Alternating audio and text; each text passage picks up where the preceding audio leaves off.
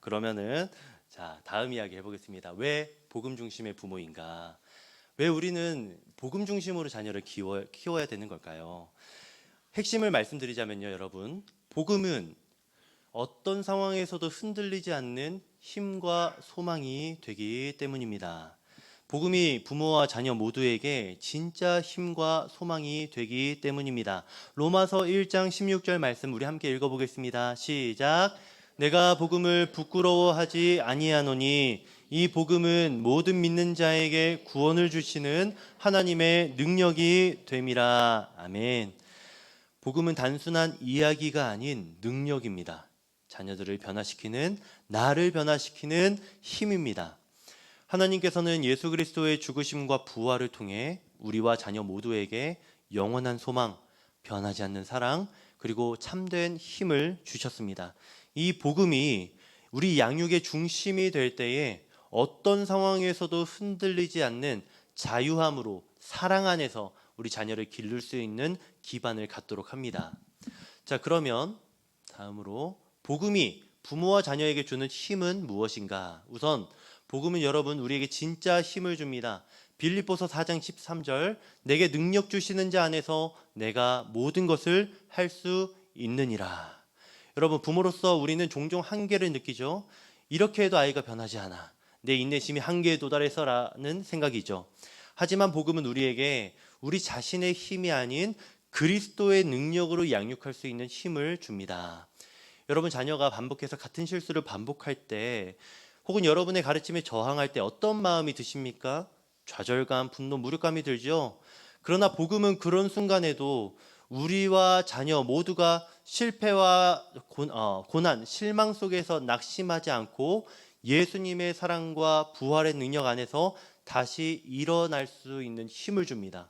끊임없이 저항했던 나를 위해 끝까지 포기하지 않아 주셨던 예수 그리스도, 그분 안에서 나는 새로운 동기와 힘을 얻게 되는 겁니다. 또 여러분, 복음이 주는 소망이 있습니다. 복음이 주는 소망, 히브리서 6장 19절 우리 함께 또 읽어보겠습니다. 시작. 우리가 이 소망을 가지고 있는 것은 영혼의 닷 같아서.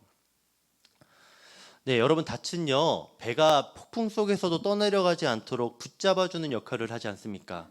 마찬가지로 이 복음에 기초한 소망은 양육의 폭풍 속에서도 우리를 붙잡아 줍니다. 우리의 소망은 세상의 조건이나 자녀의 변화무쌍한 모습이 아니라 언약에 신실하신 하나님의 성품과 예수님의 구원 사역에 근거합니다.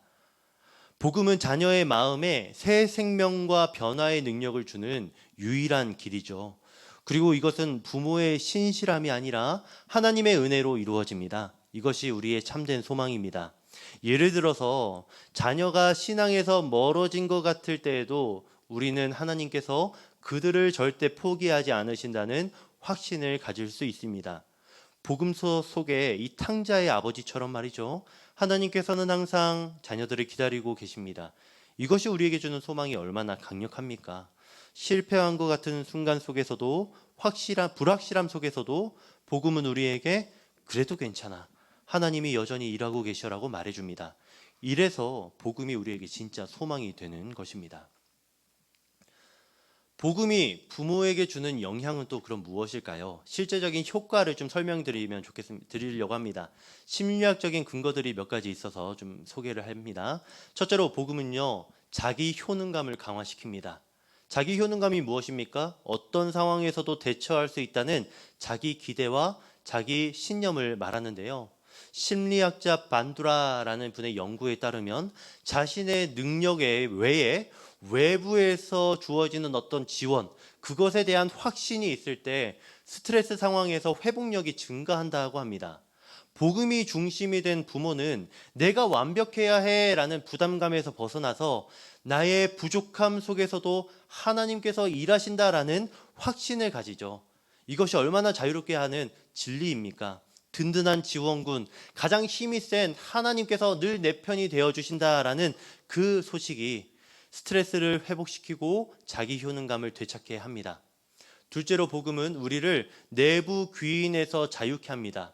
내부 귀인이라는 것은 자녀의 모든 행동을 자신의 책임으로 돌리려는 경향을 말합니다. 내가 더 잘했다면 우리 아이가 이렇게 되지 않았을 텐데, 이런 생각이죠. 이런 생각에 사로잡혀 본 적 여러분들 다 있으실 겁니다. 그런데 복음은 우리에게 자녀도 나의 소유가 아닌 하나님의 자녀임을 상기시켜 주죠. 이것은 부모의 불안과 자책을 감소시키고 심리적인 여유를 제공해 줍니다.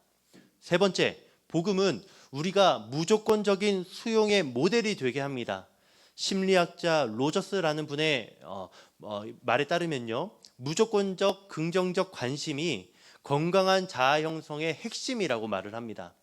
조건 없이 은혜를 베풀어 주신 하나님 아버지를 예수 그리스도 안에서 경험한 부모는 자녀에게도 조건 없는 하나님의 사랑의 모델이 되어 주실 수 있습니다.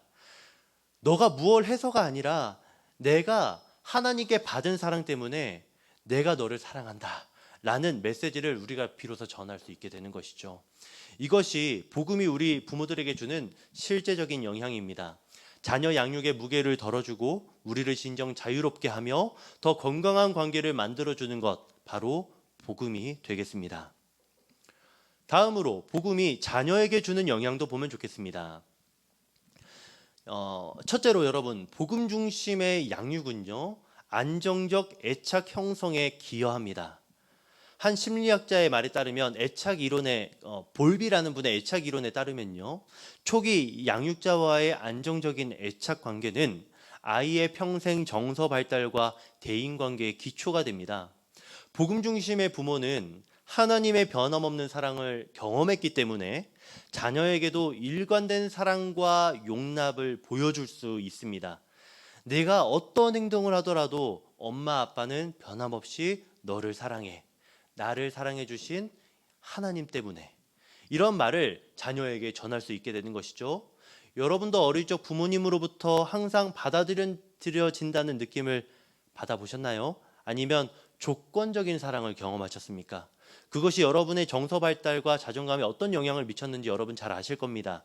그런데 복음은 우리에게 새로운 아버지를 선사해 줍니다. 새로운 부모. 그리고 그 새로운 부모이신 아버지의, 아니 진짜 부모이신 하나님 아버지의 조건 없는 사랑 속에서 우리 자녀를 조건 없이 사랑해 주게 되고, 그 사랑 속에서 우리 아이는 건강하게 자라게 될 겁니다. 둘째로 복음은요, 자녀의 회복 탄력성 발달도 촉진합니다. 초기에 신뢰와 희망의 기초가 형성된 아이들은요, 실패와 좌절에서도 더 빠르게 회복이 됩니다. 자녀가 실패했을 때 우리의 반응은 무엇입니까? 왜 그렇게 했어? 네가 뭐라고 했니? 내가 뭐라고 했니? 너 왜 그렇게 하는 거야? 아니면 괜찮아. 실패해도 다시 시작할 수 있어. 예수님도 우리가 넘어질 때 다시 일어설 기회를 주셨잖아 라고 이렇게 말하십니까? 복음이 제공하는 무조건적인 사랑과 용서의 경험은요, 자녀들에게 강력한 회복 탄력성을 심어줍니다. 그들은 실패가 끝이 아니라 실패를 배움의 기회로서 여기면서 다시 일어나 더욱더 성장하게 됩니다. 복음 중심의 부모 아래서 말이죠. 세 번째로, 복음 중심의 양육은 자녀의 내적인 동기를 증진시킵니다. 대시와 라이언의 자기 결정 이론이라는 것이 있는데요, 그것에 따르면 외적인 보상이나 처벌보다 내적 동기에 초점을 맞출 때에 더 건강한 발달을 이루어진다라고 말합니다. 복음 중심의 양육은 이렇게 하면 상을 줄게, 또는 저렇게 하면 벌을 줄 거야와 같은 외적에서, 외부에서 오는 동기부여가 아니라 하나님과의 관계와 사랑에서 비롯된 내적인 동기를 강조합니다. 예를 들어서 아이에게 교회 가지 않으면 하나님이 화내실 거야 라고 말하는 대신에, 교회에 가면 우리를 너무나 사랑하시는 하나님에 대해서 더 많이 배울 수 있어 라고 말하는 것이죠. 차이를 느껴지십니까? 이러한 접근법은 자녀의 자율성과 유능성과 관계성 욕구를 충족시켜서 건강한 정체성 발달을 여러분 촉진시켜 나갑니다. 자녀들은요, 신앙을 의무가 아니라 관계로서 이 복음 중심의 부모를 통해서 경험하게 될 것입니다. 네, 복음 중심의 부모란 무엇인지, 왜 복음 중심의 부모가 되어야 하는지는 이제 알겠습니다. 그럼 마지막으로 어떻게라는 질문이 들어가게 되겠죠?